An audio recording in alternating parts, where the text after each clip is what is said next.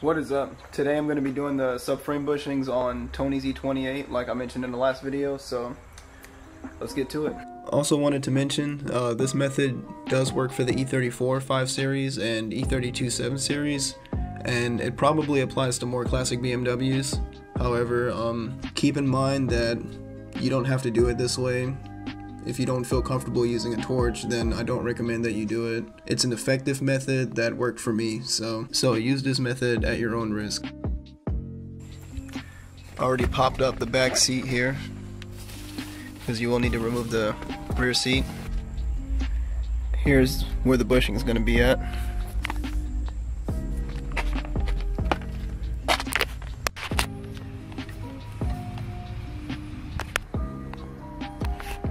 One off.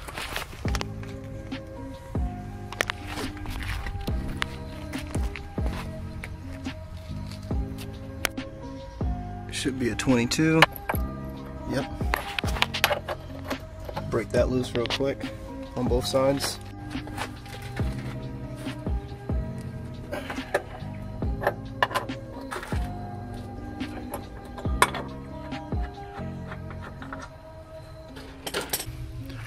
One side out.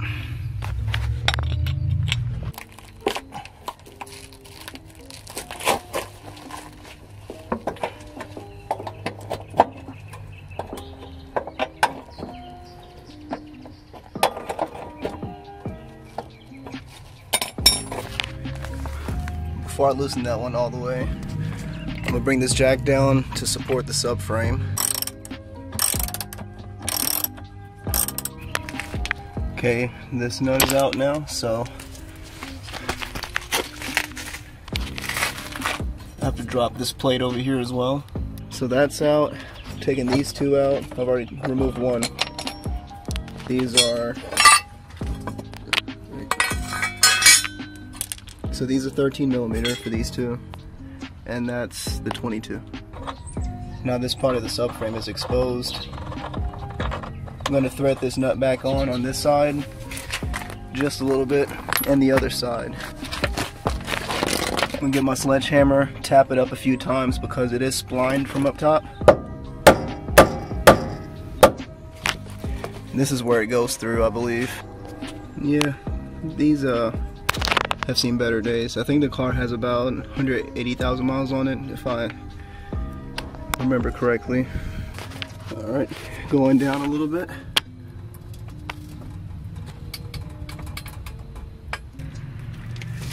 That one doesn't really want to budge too much.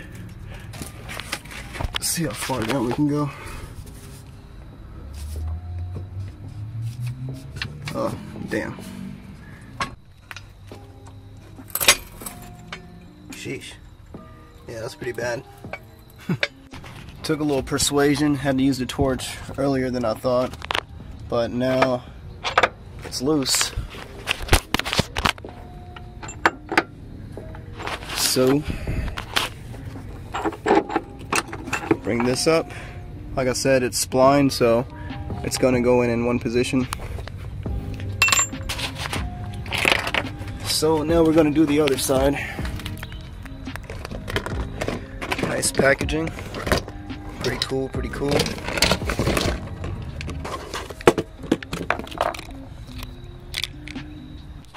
Okay, gonna remove this side first. So I just wedged a big socket in between. Had to take a break, but I did get that bushing out. I can back this down now. So all I did was wedge this 36mm socket in between the arm and the body. So essentially this sat on top of the bushing, and with it being sandwiched in between, I used the torch to heat up the bushing, and I just kind of let gravity do its thing. As I had this jacked up, heating it up, it allowed it to kind of slowly come out. So one side is done.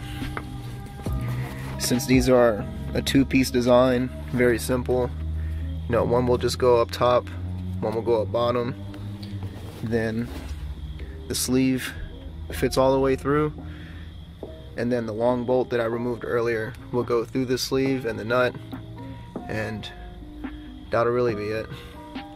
PowerFlex provided us with their own lubricant grease, so I'll be opening this, applying some grease on the inside and the outside to prevent them from squeaking.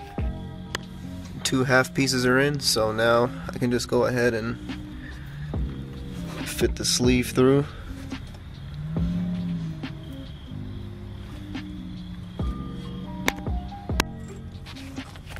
Alright, got my 36 wedged in there, so now I'm gonna jack up the subframe. That was a lot quicker than I thought.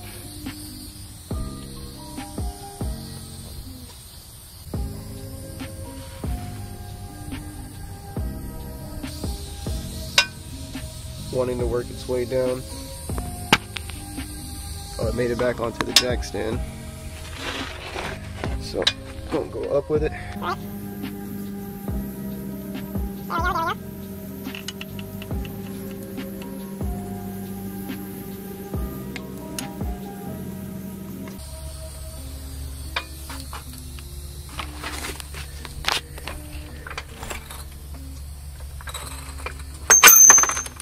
There we go.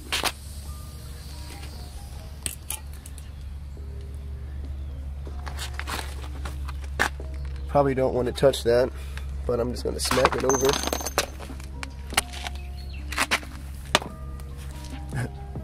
My 36 got stuck in there, so I got this 42. I had to push that on top of the 36. I'll just smack it out. But yeah, now we'll back this off, back the subframe down a little bit. Gonna clean the inside, wipe it down real good, and then we'll throw the bushing in on this side. This side is not all the way in yet either, so I'm trying to get them both evenly aligned. Alright, so remember this plate is gonna go back over. Got 2 13mm bolts. See, I got it started. This little brace piece goes over it.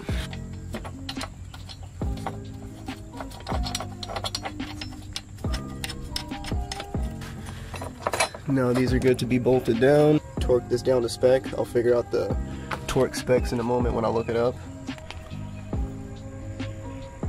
Okay, I snugged the wheels on, so now I'm going to be dropping the car. And then I'll be torquing down that bolt for the subframe bushing on each side. I read on the forums it calls for about 100 foot-pounds. Alright, it's down now, so I'm going to be giving it its final torquing. I just snugged it on, but now that the weight of the car is down, I'm going to be tightening it all the way. What I like is the easy access. I got plenty of clearance here for leverage, even if I need to add something on top for more leverage, but there we go. 100 foot-pounds on this side. Now I'm going to do the other side. Torque down on both sides. Now I'm just going to tighten up the wheel lugs and then potentially go for a test drive. That's going to be it for this video. I hope you guys enjoyed that. I really would have liked to get a before and after, but I really didn't think about recording a before and after driving experience. But the car does drive a ton better. It handles corners a lot better now. Like, you can actually take corners at speed without the rear end wanting to get loose out of the turn. You know, lane changes on the highway, you feel a lot more confident, especially when it's raining outside. Because I did this job on my E34 before, and it was night and day difference. Same with this E28, night and day difference. The E34, the bushings on that were pretty much just as bad. And like I said, highway lane changes was where I noticed the most improvement, especially you know, cornering at speed. You know, you just feel a lot more confident driving the car now. So. It makes the car feel a lot more stable and sturdy, and it also feels a lot quicker now because there's not as much body roll in between, you know, gear changes or whenever you get on throttle. But yeah, hopefully it'll remedy your car's issues as well, and stay tuned for more. Peace.